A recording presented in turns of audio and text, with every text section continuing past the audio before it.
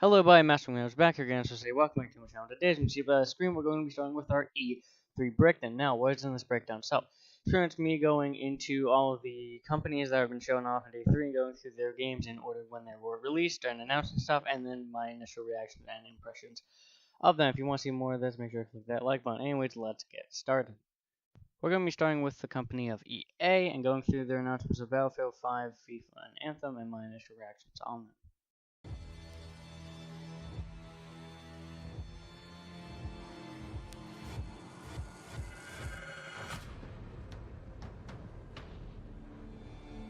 So let's look at the recently released adaptation and changes to Battlefield 5. So it's going to include a single player and multiplayer campaign, similar to what happened in Battlefield 1.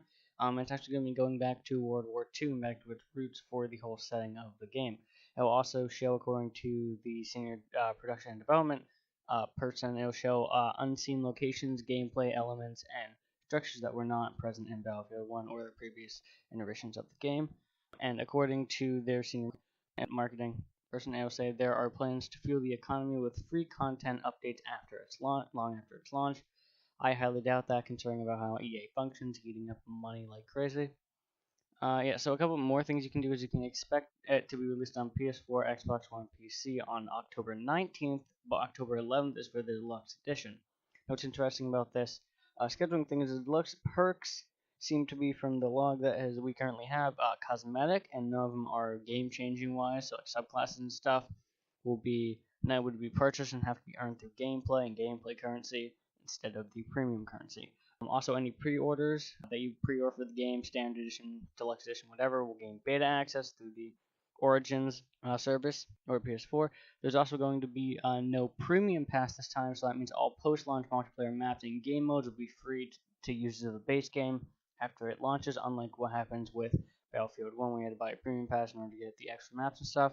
And also another thing for returning fans is that most multiplayer game modes from the previous iterations of the games will be returning in full force, as well as some extra new ones. And yeah, it just seems like an overall better experience than what original people had with Battlefield 1. Now, my experiences and my thoughts, I don't really care for the Battlefield series. I was never really big fan of it to begin with, but it does look like people are going to be really happy with the results, getting rid of most of the microtransaction-y sort of gameplay stuff and allowing people to just play the game how they pretty much want to, single player wise anyway, instead of being like a Black Ops 4 where that's not allowed anymore. So I really think people are going to enjoy this. And left our world in chaos, creating, altering, destroying. The Anthem is all that remains. Let's talk about Anthem. Anthem is the most recent game published by EA and developed by DICE, the same people that made the Battlefront 1 and 2 remake games with EA. Those didn't turn out too well, so let's see what they have in store for us today. Anthem is a co-op, shared world / multiplayer squad-based RPG game with some Destiny-like elements of the shooting and also some of the gameplay mechanics. There is a story, and the game will follow it, although most of it's going to be multiplayer. It will share the same story and relies on it to carry it on through. It will be a home base, so in terms of perspective, the home base will be in first person, where you'll be doing all your shopping and upgrades and all that stuff, and then the suit when you're traveling around the world will be third person. The open world is being developed vertically, which means there's going to be a lot of space to fly around, and there's going to be things up front of you and above you. And there's going to be a good thing, no microtransactions, as we can see, no loot boxes, no those type of stuff. There might be expansions later on, but they just guaranteed no microtransaction, all things like that. There is cosmetics that you can buy, but it will only be cosmetics. It won't be anything game-changing or game-breaking. There will be 1 to 4 people in every squad or group that you can pair up to, and there's dungeons as well, or strongholds is what they're called, as well as other mechanic games that will require you to be in a squad instead of just single player, but you can play it single player. There's also going to be dynamic changing weather effects in a shared world, which pretty much means everyone's experiencing the same thing at every point. And my thoughts on this, I'm actually pretty excited. It looked pretty good in terms of the overall stuff. We don't have a ton of gameplay. I was only around 4 minutes I was able to really find for this. But yeah, I mean, the gameplay currently that we have looks pretty good. I mean, the mech stuff is pretty fun from what it looks like. There's a lot of exploration. I just really hope the world's interesting enough to make me want to keep playing it after a certain amount of time, because that's what ends up happening, is that it gets kind of Still, but this doesn't look to be doing that. So yeah, honestly, I'd say look out for this game in the near future.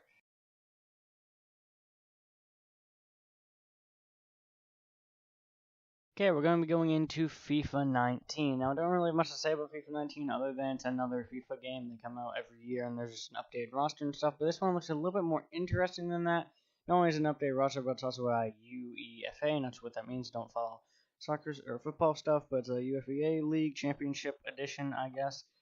So everyone that wanted a championship mode in FIFA now can get it, and that's pretty much all that we know so far. Initial thoughts on FIFA. I mean, I don't really care too much about the series in general, but it does seem like they should be updating a bunch of stuff and hopefully making it better than FIFA 18 with a bunch of glitches and microtransaction crap and so the clubs that they messed up the game modes on. So if they can really fix that, I think it'll be better than FIFA 18, but we'll just have to wait and see.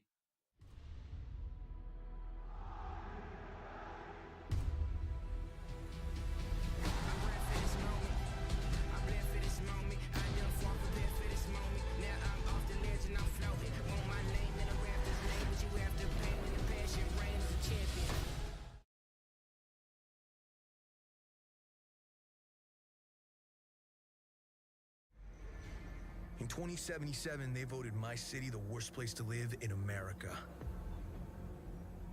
Main issues, sky-high rate of violence, and more people living below the poverty line than anywhere else.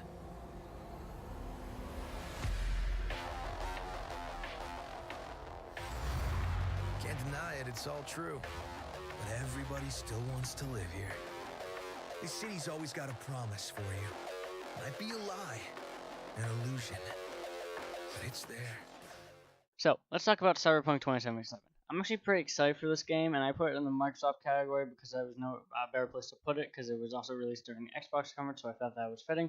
It's interesting. So it's similar to, or it is the same people that made The Witcher 3 of CD Projekt Red, and it seems like an interesting concept. So it's pretty much in the vein of the original Cyberpunk 2020, which is a board game, and they adapted it into an actual video game, and it looks cool, I guess you could say. It's similar to what you'd see in a cyberpunk sort of refugees sci-fi future style, whatever, but instead of it being the government being a whole dystopia future, it's actually mega corporations that rule the city, and then outside of the city are gangs and stuff. But your main character is pretty interesting. I don't think I remember his name off the top of my head, but you can have like cybernetic enhancements and stuff, and he's an android pretty much that's trying to be a mercenary or something and trying to figure out what is really going on in the city. I think it's going to be pretty cool. Other than that, I don't really have much else to say about it, except I can't wait for it to release in 2019.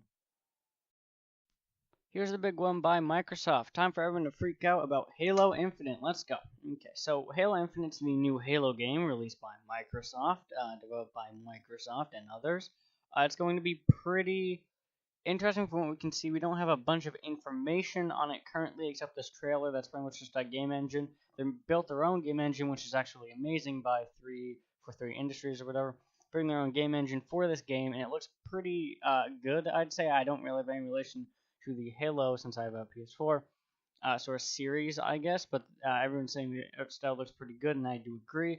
Art style does look interesting. As you can see from the trailer, though, it is a very much work in progress. Probably not going to be out until 2019-2020, mainly because of just how unstable and how little we actually saw of the game. We saw some graphical comparisons and some overall environmental stuff, but we didn't see anything of the actual gameplay, nor have we seen any gameplay yet. But what it looks like is that you're returning to the main character captain, whatever, with his helmet off, and going to have a new design for him, and hopefully have a single-player campaign, which I think that's the only thing that we know that is confirmed, that there is a single-player campaign. Other than that, I mean, anyone who's excited for Halo really should be jumping at the seams of this and just ready for a new Halo. As far as we know, it's coming in 2019 or 2020.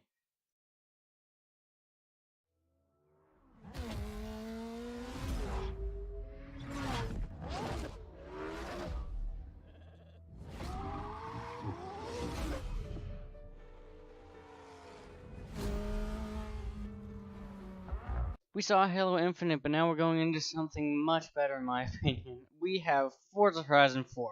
Yes, okay, I've been waiting for this game for so long. It has been amazing. I played the third one for immense amount of time. I absolutely loved it, and now we're on to Forza Horizon number 4. So a couple of things I want to know about this one. It's in Britain. Everyone thought it was in Tokyo. Plus, switcheroo on us. It's in historical Britain, which I don't really care for much as Tokyo, but honestly, I mean, the location seems pretty interesting. So some new things they're adding in Forza Horizon 4 are as follows. They're adding dynamic season changes, which will drastically affect how gameplay functions from autumn, winter, summer, and spring, how things freeze over, for instance, in winter, or how the leaves pile up and make driving conditions a little bit worse off, as well as in the summer and stuff, having different environmental changes, probably like grass and lawnmowers and different obstacles to be in your way. So seasons are a big part of Forza Horizon 4's sort of environment this time. As well as buying houses and businesses, you can now buy your own house, similar to what you can do in, or not buy your own house, but have a house as a station, as like a waypoint of you, similar to a festival site where you can like be off of a festival site. You can now be off of your own house, similar to what happened with Crew 2. As well as businesses, not sure how those are going to really work, but yeah, you can buy businesses and sort of run them, and I guess you get extra credits. You can customize your character now, similar to what you could do in Forza Motorsport 7, although I don't think it's going to be too problematic, and that microtransaction stuff that happened with Forza Motorsport 7 will be a thing. So another interesting thing they have is race creating instead of the blueprints. So the blueprints were kind of useless. They were like, you can set your own rules, but the tracks are predetermined. Now you can actually create your own races, which is absolutely amazing. I'm going to abuse that feature a lot. It's going to be great. And some other interesting things about the shared world. So before, you had to go into the online adventure, and you could only hold 12 people a server, and it wasn't really a shared world sort of experience. Now with this new stuff, it can hold 72 or up to 72, we're not sure yet, people into a server. So instead of you driving around, there being drivatars, which are just online AI profiles of like the people that already should be in the world with you, and sort of the solo missions or whatever, they're actually going to be real people. And they Playground Games said real people are better because they're able to experience the world with everyone else going around it. So I think it's pretty cool, and you can opt out of it 100%. Perfect online integration right there. You can opt out and say, no, I don't want to be always online, and I can go back to the normal one and have the drivatars synced.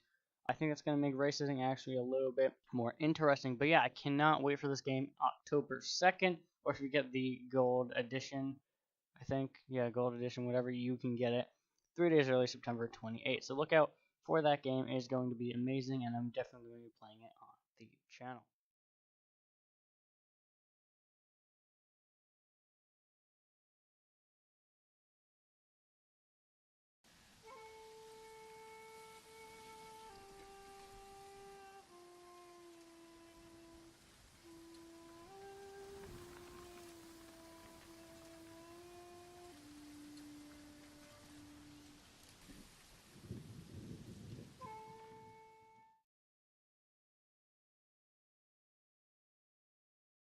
Let's talk about Ghost of Tsushima. So, what is it? Ghost of Tsushima is a game developed by From Software, the people that developed the Souls games, Dark Souls, Demon Souls, and Bloodborne, as well as Sony Interactive Entertainment, and it's going to be set in 1242 when the Mongol Empire attacks. As you can see from the gameplay hybrid trailer reveal that is going on, the graphic and environmental is what's going to be really standing out here, as it's going to be very reminiscent of early Japanese sort of foliage and also other environmental things that are drastically affected. There's no gameplay currently, but what we do know is that it's going to be released in 2019, sort of quarter 3 or quarter 4. My initial impression is that it's going to be pretty interesting to see how From Software takes this directive with Japan and being able to really hone in on sort of the cultural aspects of it. But yeah, we don't know much more about the game other than that, so look for it in 2019.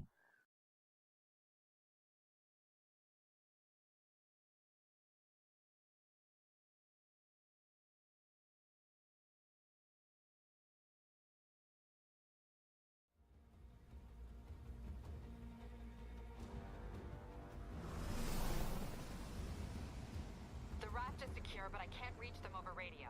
Their comms must be down. What's your status? Already here. Okay, let's look at the new SpiderMan game. So the new SpiderMan game is pretty interesting. From what it looks like, it's going to be taking the story of a different path with the Electro Man that appeared in the Amazing Spider-Man 2 movie, which was honestly pretty bad. But let's see what they do this time. So it's a Spider-Man game, new one, not the 2017 one, the 2018 one, It's coming out that looks to be a lot better than the 27 one. By comparison, it's being developed by Sony Interactive and Insomniac Games, and it looks to be taking the role of Spider-Man, going into different things and figuring out sort of villains or whatever, with some new characters that are being introduced, like a new antagonist or a new villain that we don't currently know what it is yet, but we have some theories. As you can see from the trailers, some interesting gameplay that seems like is going on. So there's Rhino as well as Scorpion and the Electro thing, and it seems pretty good in terms of the graphics and swing and the fighting and stuff, and I'm really excited to see where this ends up going. The voice acting and dialogue is pretty bad from what I can see so far, just sort of like dialogue, but the humor should be on point, and the web swinging is absolutely amazing from demos. So if you want to see this game and other stuff on the channel, it's coming September of this year.